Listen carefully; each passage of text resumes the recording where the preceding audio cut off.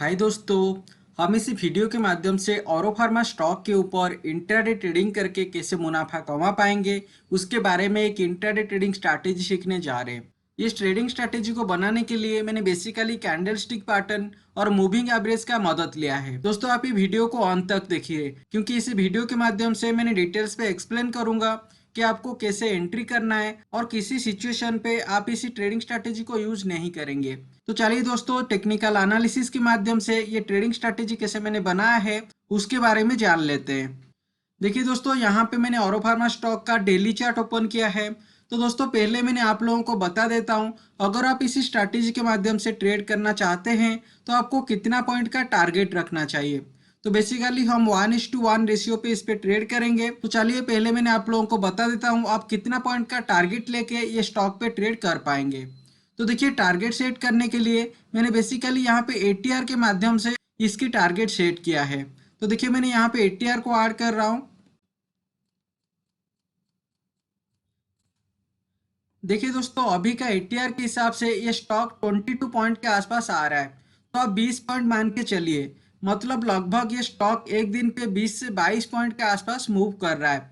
तो देखिए दोस्तों अगर आपको इस पे ट्रेडिंग करना है तो आपको मिनिमम 50 एटीआर का टारगेट लेके चलना है। अगर इसी स्ट्रैटेजी के माध्यम से आपकी टारगेट 50 एटीआर या उससे कम आएगा तो अभी आप उसी दिन ये स्ट्रैटेजी पे ट्रेड करोगे।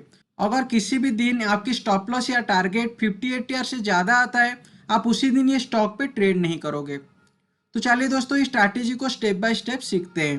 तो इसी स्ट्रैटेजी के माध्यम से हमको काम करने के लिए बेसिकली हमको 15 मिनट का कैंडलस्टिक पैटर्न ओपन करना पड़ेगा। तो मैंने यहाँ पे 15 मिनट का कैंडलस्टिक पैटर्न अभी ओपन कर रहा हूँ। अभी मैंने 15 पीरियड कैंडलस्टिक पैटर्न ओपन किया। 15 पीरियड कैंडलस्टिक पैटर्न मतलब ये जो भी कैंडल आपको दिख रहा है एक एक कैंडल 15-15 मिनट का होता है। तो देखिए दोस्तों इसके ऊपर मैंने 20 पीरियड सिंपल मूविंग एवरेज को ऐड कर रहा हूं।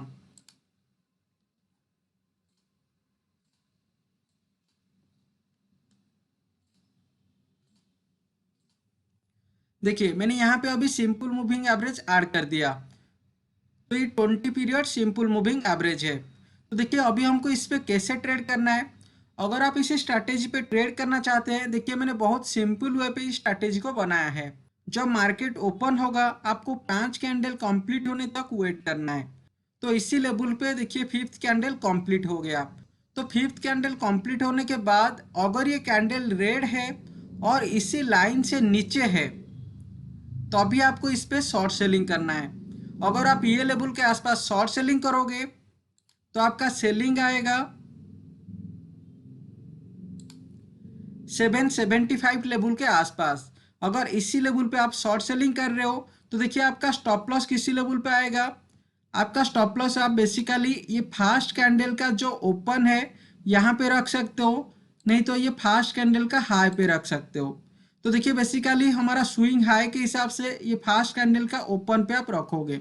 अगर आप ये फास्ट कैंडल पे ओपन पे आपकी स्टॉप लॉस रखते हो तो यहाँ पे आपको 5 से 6 पॉइंट के आसपास आपकी स्टॉप लॉस आ रहा है। तो इसी स्ट्रैटेजी के माध्यम से हमको 1:1 रेशियो पे ट्रेड करना है। तो अगर 5 से 6 पॉइंट के आसपास स्टॉप लॉस आ रहा है हमारा टारगेट भी 5 से 6 पॉइंट के आसपास होना चाहिए। तो अगर आप 5 या 6 पॉइंट के आसपास टारगेट मान के चलते हैं तो 6 पॉइंट के हिसाब से हमारा टारगेट आएगा 769 के आसपास। तो देखिए 769 का लेवल ये लेवल के आसपास आ गया।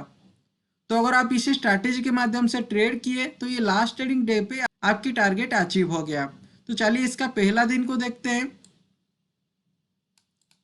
देखिए इसी पहला दिन के हिसाब से ये जो फिफ्थ कैंडल है ये फिफ्थ कैंडल रेड है। तो दोस्तों यहाँ पे ये फिफ्थ कैंडल रेड है और ये लाइन के ऊपर है। अगर कैंडल लाइन के ऊपर क्लोजिंग देता है तो हमको उसी दिन बाइंग करना है, लेकिन बाइंग करने के लिए वो कैंडल ग्रीन होना चाहिए। इसीलिए हमको वेट करना पड़ेगा, जब कैंडल ग्रीन होगा तभी हम इस पे बाइंग करेंगे। तो देखिए इसका नेक्स्ट कैंडल ये ग्रीन बना।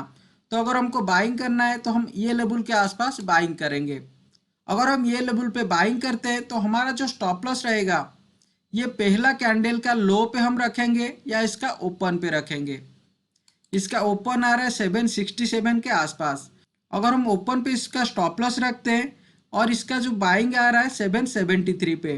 तो यहाँ पे 6 पॉइंट के आसपास हमारे स्टॉप लॉस आ रहा है। अगर 6 पॉइंट का स्टॉप लॉस है तो 6 पॉइंट का टारगेट लेके हम चलेंगे। तो 6 पॉइंट का टारगेट के हिसाब से 779 पे हमारा टारगेट आ रहा है।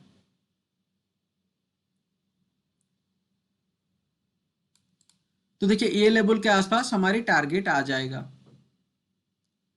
तो दोस्तों आपको एक चीज हमेशा ध्यान रखना है कि अगर आपको बाइंग करना है, अगर ये फिफ्थ कैंडल का जो क्लोजिंग है अगर ये लाइन से ऊपर आ रहा है तो आपको बाइंग करना है, लेकिन आपको तभी बाइंग करना है जब कैंडल ग्रीन हो। इसीलिए ग्रीन कैंडल होने के लिए आपको वेट करना पड़ेगा।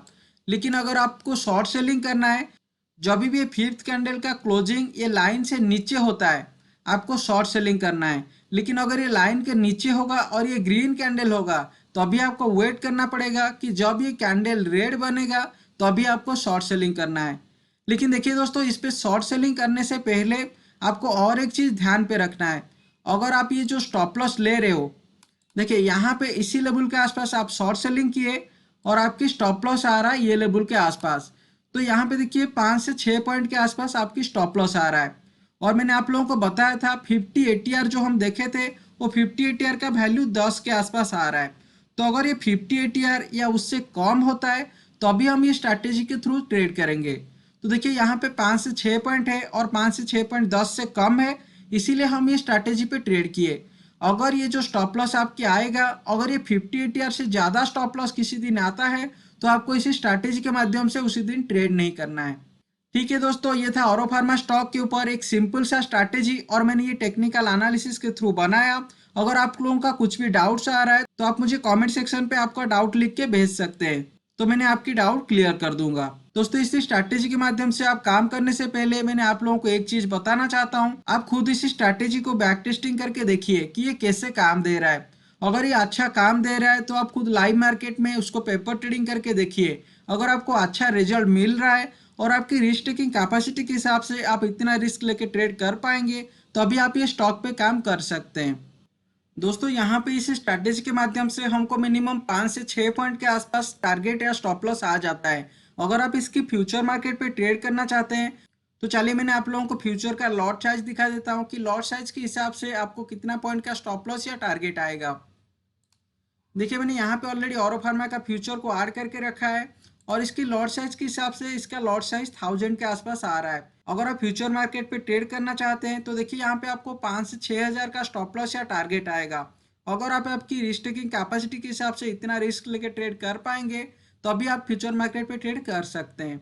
अगर आप लोगों को मेरा वीडियो अच्छा लगा तो उसको लाइक कीजिए। अगर आप पहली बार मेरा वीडियो को देख रहे हो तो मेरा चैनल को सब्सक्राइब कर लीजिए, क्योंकि मैंने रोजाना आपके लिए ऐसे वीडियो लेके आता रहता हूँ।